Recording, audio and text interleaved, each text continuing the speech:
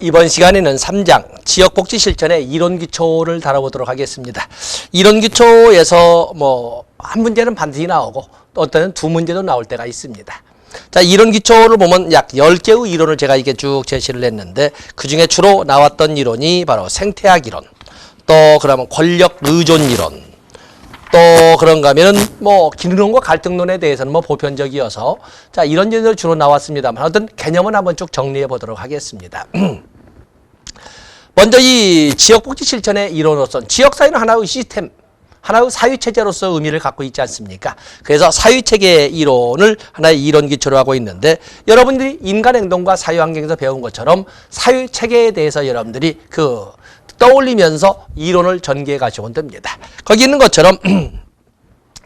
것처럼 사유체계 이론에 거기에 보면 사유체계, 사유를 구성하는 모든 체계는 서로 연결되어 상호작용을 한다. 실적으로 사유체계는 구성 요소라고 하는 것이 상호 의존성을 가지고 있지 않습니까? 바로 이제 그걸 설명하고 있습니다. 그렇기 때문에 상호작용을 하는 부분들은 하나의 전체 체계를 만들며 전체 체계는 다시 부분들의 영향을 미침으로써 부분과 전체는 불가분의 일체가 된다. 그렇기 때문에 소위 순환적 관계가 이루어지고 있는 거죠. 부분의 변화는 전체에 영향을 미치고 전체의 변화는 또 전체를 이루는 구성 요소 하나하나에 모든 영향을 미치면서 서로 주고 되받고 하는 이런 관계에 있다는 것을 상호작용성, 상호의존성의 개념으로 이렇게 설명을 했습니다.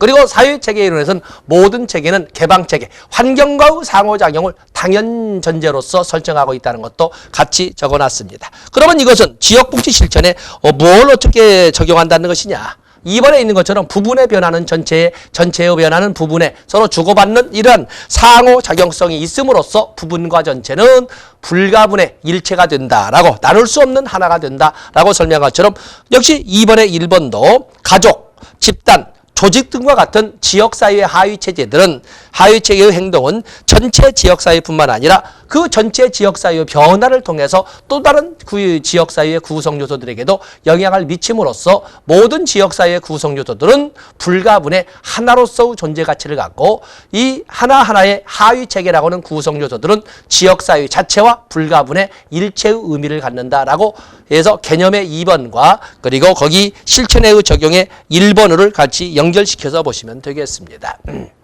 불가분의 일체가 된다. 다음에 오른쪽에 보시면 생태학 이론 나와 있죠. 어쩌면 가장 출제가 잘 되었다는 것이 생태학 이론인데 다윈의 적자 생존론을 바탕으로 해서 지역사회가 이루어지고 있다는 것을 설명하고 있습니다. 다윈의 적자 생존론. 때문에 지역사회가 변화에 순응하게 되면 살아남게 되지만 지역사회가 변화에 적응하지 못하면 우리가 보면 미국의 자동차 산업의 메카였다고 불리웠던 그야말로 세계 20세기 전반에 전 세계의 최고의 각광을 받았던 디트로이트와 같은 것은 완전히 자동차 산업이 변화에 순응하지 못해서 완전히 폐허가 되고 말았지 않습니까? 이런 것처럼 변화에 적응하는 지역사회는 살아남지만 그러지 못하는 지역사회는 도태된다는 자연의 섭리를 지역사회 복지에 적용시킨 이론이 생태학 이론입니다. 생태학 이론에서는 거기 보면 또 지역사회 내에서도 역시 마찬가지로 지역사회 내에 존재하는 다양한 집단들이나 구성요소들은 희소자원이라고 할 수 있는 일자리 또는 집 또는 자원을 획득하여서 끊임없이 경쟁을 하고 있다. 바로 이런 경쟁 구도에서 승리를 하게 되면 중심부에 자리를 잡지만 그러지 못할 경우에는 주변으로 분산되어 흩어지게 된다라는 관점을 가지고 그 관점을 가지고 설명을 합니다. 그래서 거기 지역 내 존재하는 다양한 집단들은 토지, 집, 일자리, 자원을 획득하여 경쟁한다. 거기다가 화살표를 긋고 거기다가 중심, 또 그럼 분산, 그래서 중심화 또는 분산 이런 용어가 나오면 생태학 이론이 되겠어요. 지역사회 자체도 적자생존론이지만 지역사회 내 존재하는 구성요소들도 적자생존론의 입장에서 끊임없이 경쟁을 하고 있고 거기서 살아남은 자는 중심부에 살아남지 못한 자는 주변부로 분산되는 이런 모습을 지역사회에 적용을 했던 것이 바로 생태학 이론이 되겠습니다. 그래서 거기 2번에 3번에 그 내용을 설명을 했습니다. 다음에 기능론과 갈등론 나와 있죠. 기능론과 갈등론. 자, 기능론과 갈등론. 기능론이라고 하는 것은 마치 체제론과 유사하게 설명을 하는데 지역사회를 구성하고 있는 구성요소 하나하나는 자발적 합의에 의해서 맡은 바 역할이나 기능을 제대로 수행하고 있다. 그런데 아주 일부 몇몇이, 우리는 흔히 미꾸라지라고 하는데 일부 몇몇이 맡은 바 역할을 수행하지 못함으로써 사회 문제나 지역사회 문제가 발생하게 되는데, 바로 이런 경우에는 지역사회 전체를 위하여 그러한 제기능을 발휘하지 못하는 일부 구성요소, 제기능을 발휘하지 못하는 일부 구성요소들은 제거해버려야 된다라고 하는 것이 기능론의 입장이 되겠어요. 그래서 기능론의 입장, 거기 오면 탈코트 파슨스의 아질. 그래서 이 말은 뭐냐면 사회체계의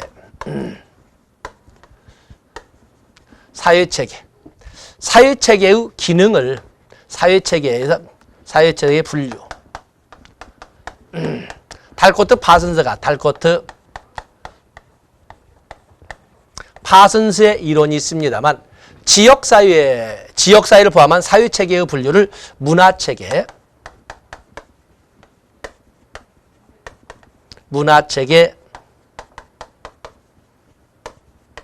사회체계, 인격체계, 행동적 유기체의 개념으로 이렇게 설명을 했어요. 행동적 유기체의 개념으로 설명을 했습니다. 문화체계라고 하는 것은 포괄적인 최상위 체계를 또는 최상위 차원의 환경을 문화체계라고 합니다. 전체 체계에 영향을 미치는 거시적 체계지요. 사회체계라고 하는 것은 실제 운영체계를 말합니다.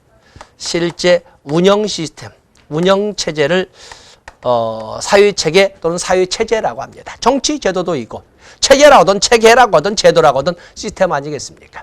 경제제도도 있고, 가족제도도 있고, 종교제도도 있고, 교통제도도 있고, 복지제도도 있고, 교육제도도 있고, 다 그렇습니다. 실제 운영체계. 인격체계는 역할 담당자라고, 제 역할을 수행하는 역할 담당자라고 합니다. 행동적 유기체는 기타 존재하는 것들이라고 볼 수가 있는데, 이렇게 모든 지역사회를 포함한 모든 사회체계는 이렇게 위계를 잡아볼 수 있다라고, 분류 또는 위계라고 할 수가 있습니다. 그 다음에 사회체계의 기능을 아질로 설명을 했어요. 기능을 아질로 설명을 했는데, 여기는 아질의 것은 아답테이션, 영어로 보자는 것은 아답테이션. 지역사회를 포함한 모든 사회체계는 변화하는 환경에 적응하려는 기능을 수행하고 있다. 모든 지역사회도 마찬가지라는 거지요. 그 다음에 goal attainment.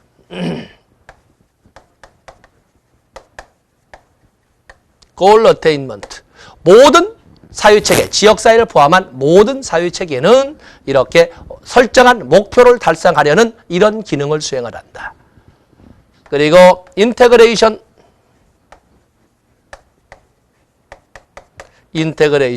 모든 사회체계는 통합 기능을 수행을 하고 있다. 그리고 모든 사회체계는 네이턴트 패턴, 메인티넌스, 숨겨져 있는 양상의 유지 기능, 말하자면 유형 유지 기능, 현상 유지 기능을 수행하고 있다. 지역사회도 마찬가지다 라고 설명하는 것이 탈코트 파슨스가 주장하는 사회체계 이론이자, 실제로 탈코트 파슨스는 바로 구조기능론을 체계화한 사람입니다. 구조기능론. 그래서 여기 사회체계의 기능을 여기다가 제가 접붙여 놨습니다. 어쨌든 우리가 기능론이라고 하는 것은 기능론과 갈등론의 입장을 이렇게 보면은, 기능론과 갈등론은 크게 구성 요소의 역할을, 체계의 구성 요소, 지역사회의 구성 요소의 역할을 자발적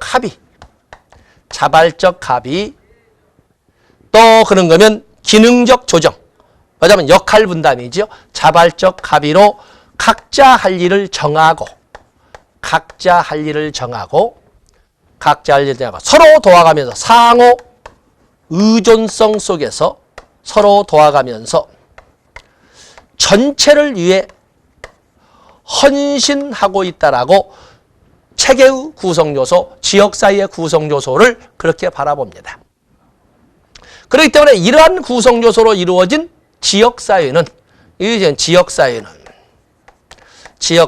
당연히 서로 다툴 일이 없죠. 자발적으로 합의해서 각자 할 일 정하고 서로 도와가면서 전체를 위해서 헌신하는데 뭔 일이 있겠습니까? 언제나 안정적이고 질서가 유지되며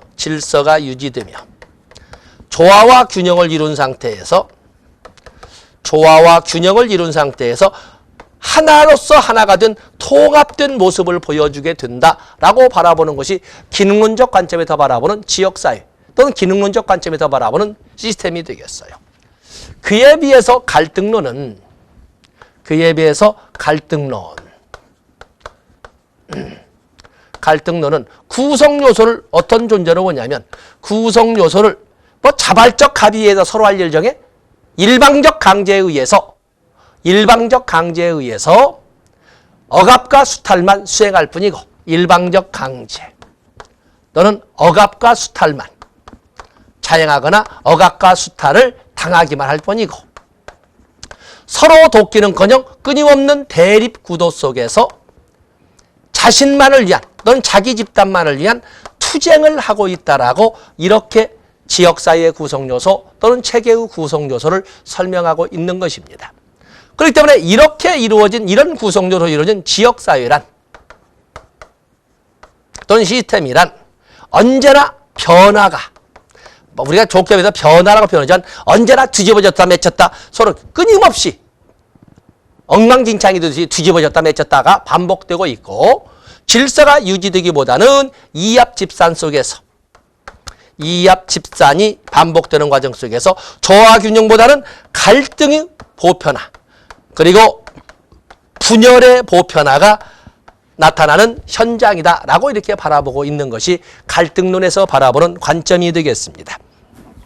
그래서 여러분 그 과제를 보시면은 거기 갈등이론의 의, 사유는 서로 다른 이해관계를 추구하는 개인과 집단으로 구성되어 있으며 서로 다른 이해관계를 추구하는 자신만의 이익을 위하여 투쟁하는 개인이나 집단만으로 구성되어 있으며 이들은 대립, 경쟁, 갈등, 변화의 관계에 있다. 사회에는 무질서가 어쩌다 발생하는 것이 아니라 항상 존재하며 이렇게 되어 있죠. 항상 존재하며 이러한 현실은 보편적인 현상이라고 지역사회를 보고 있습니다. 그리고 지역사회를 구성하고 있는 구성요소들은 서로 돕는 상호 의존적 관계가 아니라 끊임없이 투쟁하는 갈등적, 서로 경쟁적 이런 관계에 있다라고 이렇게 설명을 했습니다. 바로 이렇게 지역사회를 바라보는 것 밑에는 여러분들이 보시면서 이렇게 갈등론적 관점을 정리하시면 되겠습니다. 다음에 한 번쯤 나와야 된다라고 보는 것이 좌파적 이론으로 사회 구성 이론을 기대를 하고 있습니다. 사회 구성, 지역사회는 흔히 기존의 이론들이 말할 적에는 소수 엘리트들이나 주류 계층에 의해서 지역사회가 만들어졌고 지역사회가 발전해 왔다라고 해왔지만 아니다라고 주장하는 것이 사회 구성 이론입니다. 우리가 살고 있는 지역사회라고 하는 것은 그들이 소수의 몇몇이 만든 것이 아니고 뭐라고 되어 있습니까? 사회나 현실은 또는 지역사회는 기존 체계에서 소유된 주변부 사람들이 만들어 간다는 이론으로 현실에서 소유된 사회에서 배제된 이런 주변부 사람들이 만들어 간다는 이론으로 사회 건설 이론 또는 현실 건설 이론이라고 한다. 그렇게 함으로써 기존의 과학적인 인식의 틀을 거부하고 사회 주변부에 사는 사람들의 삶에 관련된 지식 발전에 기여했다는 것이 사회 구성 이론이 되겠어요. 그래서 이들이 주장하는 것은 기존의 사회과학적인 입장으로 당연하게 받아들이는 그러한 사회 건설, 뭐냐면 일부 엘리트들이나 아니면 주류 계층들이 사회를 만들고 발전시켜왔다는 그런 그 생각을 거부하면서 주변부 사람들을 위한 또 주변부 사람들이 이 지역 사회를 만들어 왔다는 그 이론을 정립해야 된다라고 주장한 것이 사회 구성 이론입니다. 우리가 살고 있는 지역 사회는 누가 만들었다? 여러분 눈에는 보이지도 않는 주변부의 소유된 계층들 그들이 만들어져 왔고 그들이 만들어가고 있다라고 주장하는 이론이 사회 구성 이론이 되겠습니다. 다음에 권력 의존 이론, 권력 이론. 마치 생태학 이론처럼 권력 의존 이론. 정치적 권력이든 경제적 권력이든 보유한 지역사회는 살아남지만 그러지 못한 경우에는 살아남기가 어렵다라고 설명하는 일이에요. 그러다 여기 보시면 페이지 넘어가 보세요. 페이지 넘어가 보시면 지역사회 내에 존재하는 조직들은 권력을 갖고 존재하든지 아니면 권력에 의존하면서 살아가든지 둘 중에 하나라는 겁니다. 둘 중에 하나.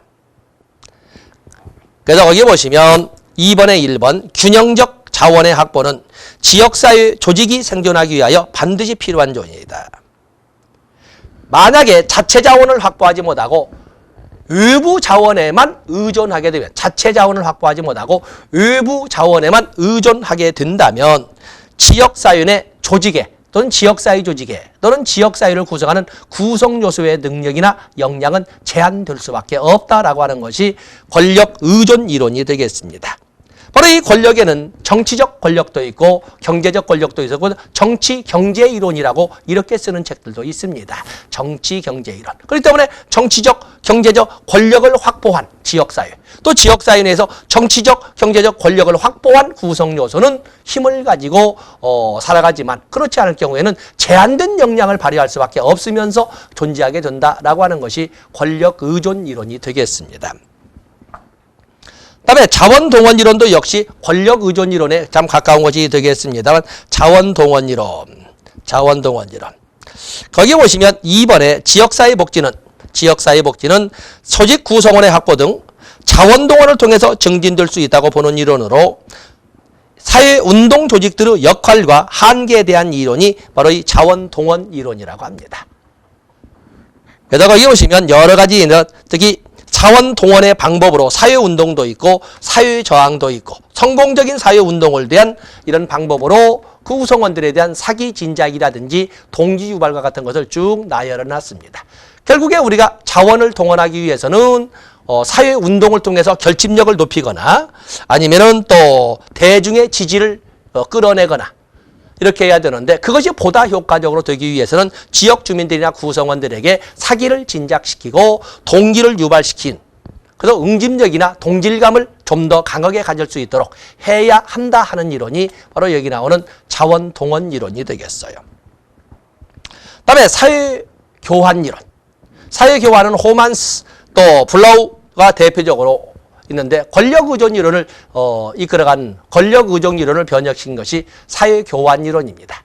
지역사회라고 하는 것은 결국에 구성원들 간의 사회적 자원을 교환하면서 존재를 하게 되는데 만약에 지역사회 간 또 지역사회 구성원들 간 서로 균형 있는 자원의 교환만 이루어질 수 있다면 균형 있는 자원 교환만 이루어질 수가 있다면 지역사회는 안정적이면서 발전적인 이런 방향으로 나아갈 수가 있다는 것입니다. 그런데 이것이 양극화라고 할 수 있을 정도로 불균형 자원의 배분이 이루어진다면 지역사회는 불안정할 수밖에 없다라고 하는 겁니다. 보겠습니다. 호만스와 블로우가 권력 의존 이론을 발전시킨 이론으로 균형 있는 교환을 강조하는 특징을 갖는다. 자, 중요표시. 사회교환 이론에서는 인간을 또는 지역 주민들을 어떤 존재로 설정을 하냐면 인간은 아주 합리적인 존재에서 최대의 수익을 추구하는 최소의 비용으로 최대의 수익을 추구하려는 경향을 가지고 있다라고 설명을 합니다. 그렇기 때문에 사람들은 물질적이든 비물질적이든 상호 교환 행위를 통해 사회적 상호작용관계를 형성해 가는데 그 사회관계에는 비용과 보상의 토대를 둔다라고 설명을 했습니다. 만약에 이런 소위 교환관계에서 지나친 배분의 불균형이 이루어진다면 그것을 시정하기 위한 전략들이 제시가 되는데 아니면 전략들을 사용하게 되는데 이런 권력 불균형, 힘의 불균형, 자원 배분의 불균형을 시정하기 위한 이런 전략으로서 여기 하드캐슬이 제시한 걸로서는 경쟁, 재평가, 호혜, 또 연합, 강압 이런 방법을 제시했다라고 여러분들이 알아주시면 되겠습니다. 이 세부 내용은 여러분들이 시험 전에 보시면 됩니다. 그 외에도 지역사회는 엘리트 소수 몇몇의 엘리트들에 의해서 이루어진다는 이론도 있고 그런가 하면 다원주의처럼 다양한 이해관계 집단들이나 다양한 이해관계자들이 모여서 타협, 설득, 정치적 과정을 통해서 지역사회를 이끌어 간다라고 하는 다원주의 이론도 있습니다. 그래서 이런 이론들이 있다. 그래서 한 문제는 꼭 나오지만은 주로 생태학 이론, 예상하는 문제는 사회 구성 이론이 한번 나왔으면 좋겠고, 사회복지사 1급과 같은 경우에는 아까 했던 사회 교환 이론에서 권력 불균형이나 힘의 불균형을 시정하는 전략으로서 하드캐슬이 제시하는 것도 하나의 예상 문제로 오래전부터 기다리고는 있었는데 이번엔 나와야 되지 않겠냐, 이렇게 또 한번 예상을 해보고 있습니다. 다음에 그 아래 보시면 사회자본 이론이 나와 있습니다. 사회자본 이론이 나와 있죠. 사회자본 이론. 사회자본 이론은 또 나올 겁니다. 사회자본 이론은 또 나옵니다. 거기 사회자본은 지역사회 주민들 간, 지역사회 주민들 간의 상호작용, 또 신뢰, 이런 과정을 통해서 갖게 되는 발전적인 방향의 무형의 자산을 바로 사회자본이라고 합니다.